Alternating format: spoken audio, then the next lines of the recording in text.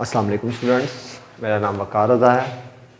हमने 9th और 10th के थ्योरम की रूलिंग पढ़ी थी। उसके बाद हम आज स्टार्ट करेंगे क्लास 10th थ्योरम 1 चैप्टर 8 का, जो थ्योरम 1 है। इससे पहले मैंने थ्योरम की रूलिंग पढ़ाई थी, जिसमें आपको ट्रायंगल्स की types, obtuse angle, acute angle, right angle triangle क्या होता है, ये सब कुछ समझाया था। उसके बाद ट्रायंगल्स के नाम रखने के बारे में समझाया था। तो मेरी पहली 2 वीडियो लाजमी देखें। उसके बाद आज हम स्टार्ट करेंगे क्लास 10th का थ्योरम नंबर 1, जिसकी हम स्टेटमेंट की तरफ चलते हैं। स्टेटमेंट आपकी बुक की तरफ देखते हैं। स्टेटमेंट क्या है?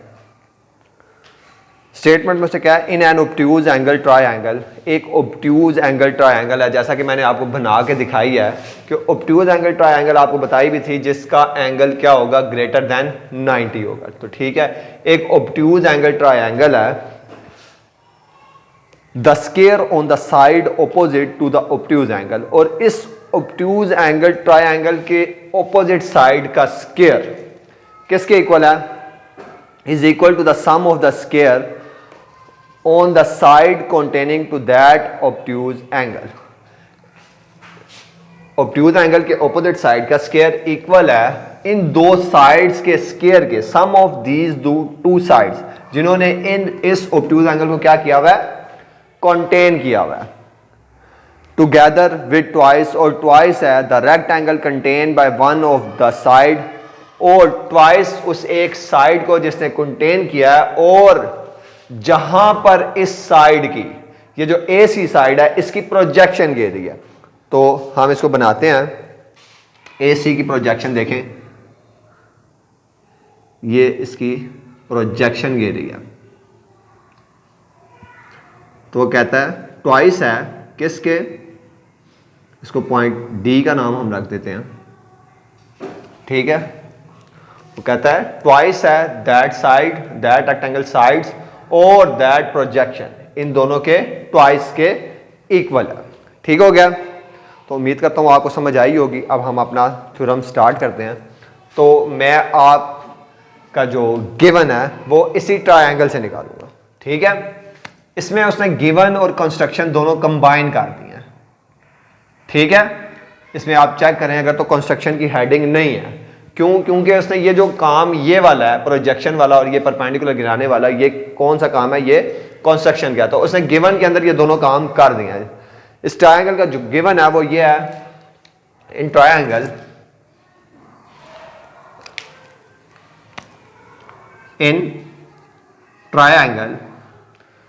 ए B C, measure angle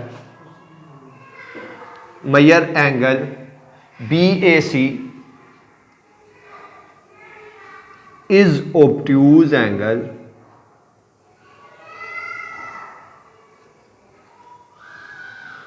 at point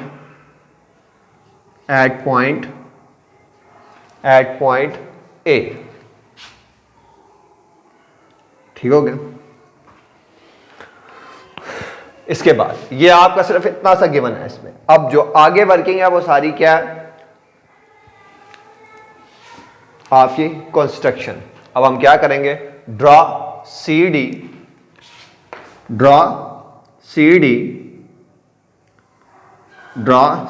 side, जो क्या है? CD साइड परपेंडिकुलर है on BA produce. CD side, ये CD साइड परपेंडिकुलर है किसके? BA को अगर आप प्रोड्यूस कर दें, perpendicular to BA produce, BA side, या आप AB इसको रखें, AB प्रोड्यूस। ठीक हो गया? Side that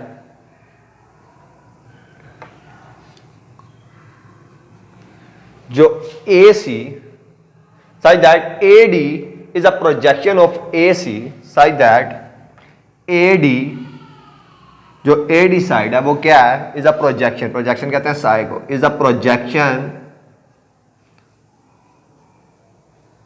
such that AD is a projection। तो इस ए सी का प्रोजेक्शन है, such that A D is a projection of ए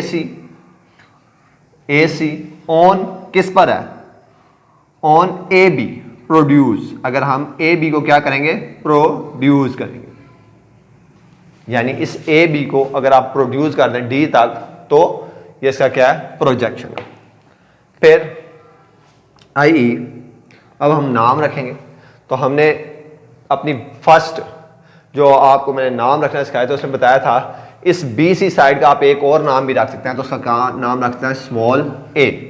आई हम रखेंगे बी सी, जो बी सी आपकी साइड है वो किसके इक्वल है, ए के, स्मॉल ए।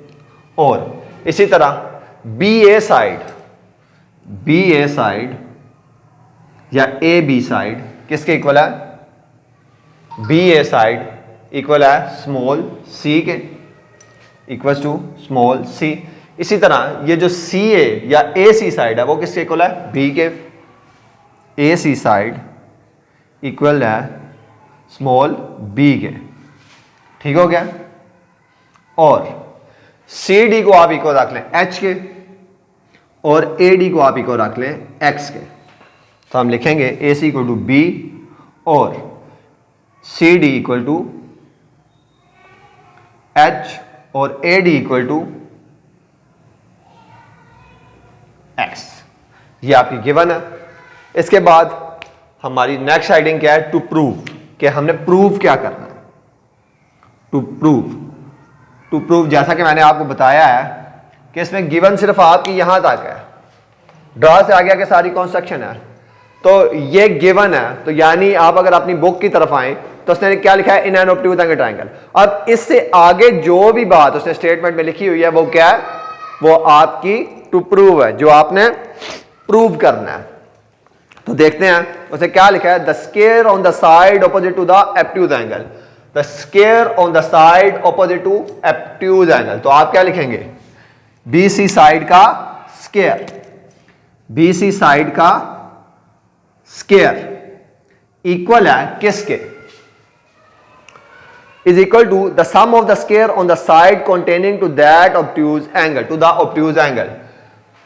उस दो साइड के सम के इक्वल जिन्होंने इस obtuse एंगल को क्या किया हुआ है, कंटेन किया हुआ है। तो आप क्या लिखेंगे, ए सी साइड का square plus A B side के स्क्वायर के, इन्हीं दो साइड ने obtuse एंगल को कंटेन किया हुआ है, कंटेन पकड़ा हुआ है, ठीक।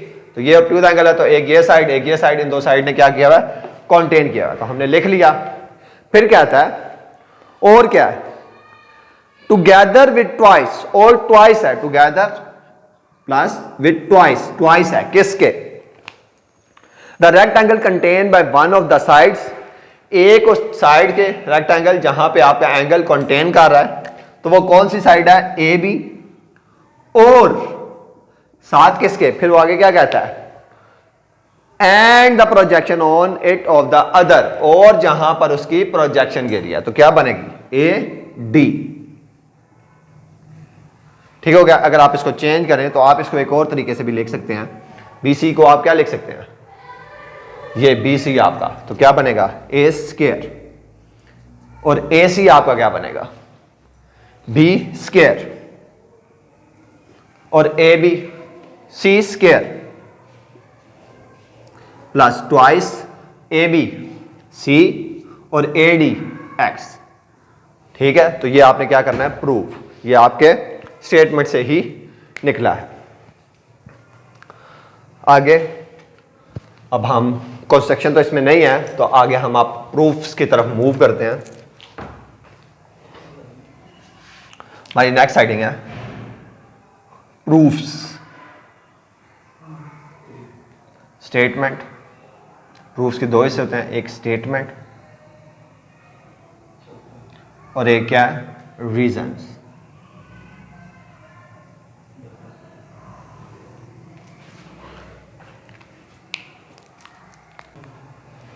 पहले हम इस छोटी ट्रायंगल की बात करेंगे, ट्रायंगल सी डी ए की। हम कहते हैं in right angle triangle C D A in right angle triangle CDA measure angles ADC, measure angle जो ADC है यानी D पॉइंट पर बनने वाला एंगल किसके इक्वल है, इक्वल टू 90 डिग्री। ये हमने गिवन में बात की, परपेंडिकुलर जब भी गिरता है तो क्या बनता है, 90 का एंगल। तो यहाँ पे ये देखें CD, हमने बोला था CD परपेंडिकुलर किस पे, BA प्रोड्यूस टू D था। तो ये क्या है, गिवन में हमने ये बात की थी, तो रीजन क्या देंगे, गिवन। इसके बाद अब आप इस ट्रायंगल पर ये जो स्मॉल ब्लैक और ये एक साइड ब्लू जो आपको शो हो रही है, इस पर आप क्या लगाएंगे, पाइथागोरस थ्योरम। पाइथागोरस थ्योरम आपको क्या कहता था, हाइपोटेन्यूज का स्क्वायर, हाइपोटेन्यूज इसमें क्या है, AC का स्क्वायर, AC साइड का स्क्वायर इक्वल है परपेंडिकुलर, परपेंडिकुलर क्या है, CD का स्क्वायर, CD के स्क्वायर के प्लस बेस के स्क्वायर, और बेस आपका क्या है, AD का स्क्वायर। ये आपका पाइथागोरस है, तो आप लिख देंगे पाइथागोरस थ्योरम।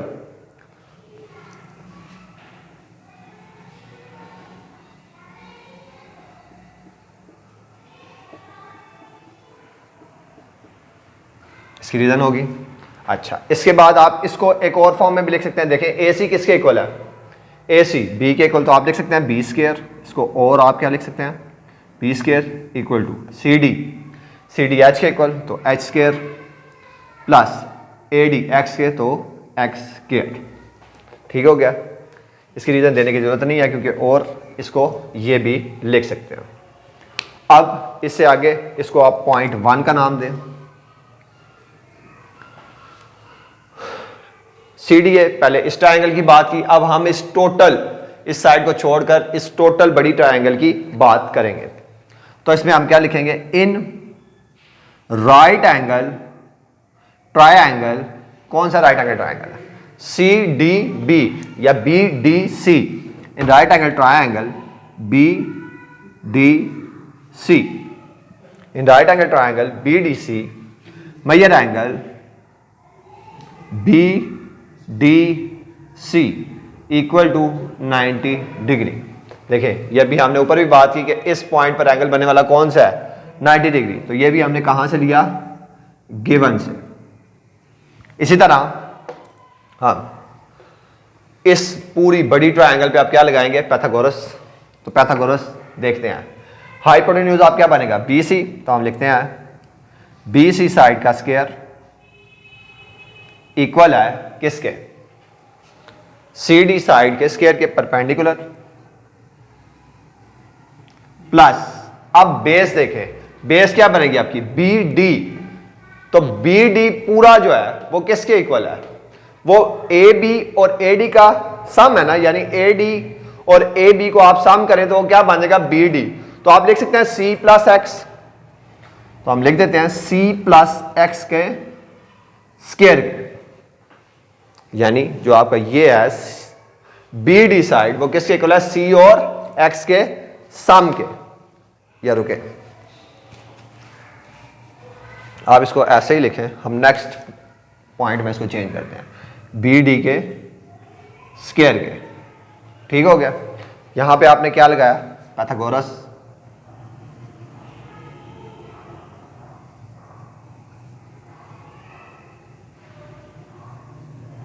अब हम इसका नाम चेंज करते हैं। तो BC साइड किसके इक्वल है, A स्क्वायर के, लिख दें। CD किसके इक्वल है, H के, लिख देते हैं H स्क्वायर। और BD किसके इक्वल है, B और D।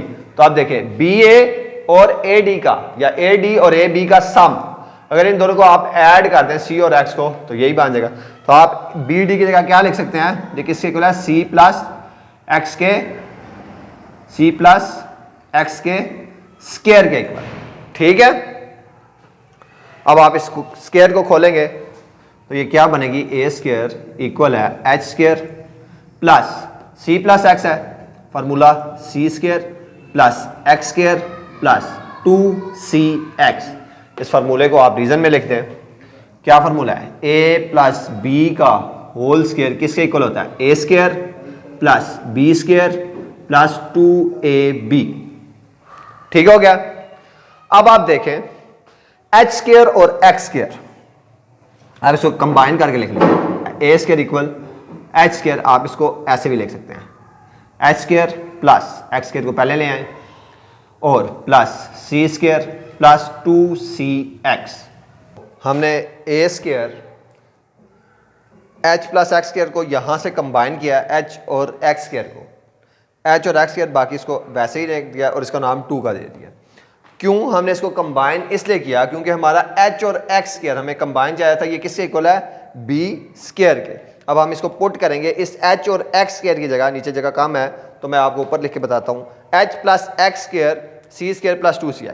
तो इस एच और एक्स की जगह आप क्या रखेंगे, इस एच और एक्स की जगह ए स्क्वायर आप वैसे ही लिखेंगे, ए स्क्वायर प्लस इक्वल है, ये एच और एक्स किसके इक्वल है, बी के, तो आप क्या रखेंगे, equal to b square plus c, इसी तरह सी स्क्वायर प्लस 2cx। अब इसको आप दोबारा शिफ्ट करेंगे तो आपके पास प्रूव आ जाएगा। देखें ए स्क्वायर किस साइड के, बी सी के स्क्वायर के, तो आप लिखेंगे B C square equal to, अब B side B A C के स्क्वायर के प्लस सी साइड सी ये है तो किसके इक्वल है, ए बी के स्क्वायर के प्लस ट्वाइस सी एक्स, सी किसके इक्वल है, ए बी के, ए बी साइड के, और एक्स ए डी साइड के। तो यही आपने क्या करना था, प्रूव करना था। ठीक हो गया, ये आपका प्रूव हो गया। उम्मीद करता हूँ आपको थ्योरम समझ में आया होगा। अगर किसी बच्चे को कोई भी चीज़ इस थ्योरम में समझ में नहीं आई तो कमेंट सेक्शन में मेरे से पूछ सकता है। इंशाल्लाह नेक्स्ट वीडियो तक के लिए अल्लाह हाफिज़।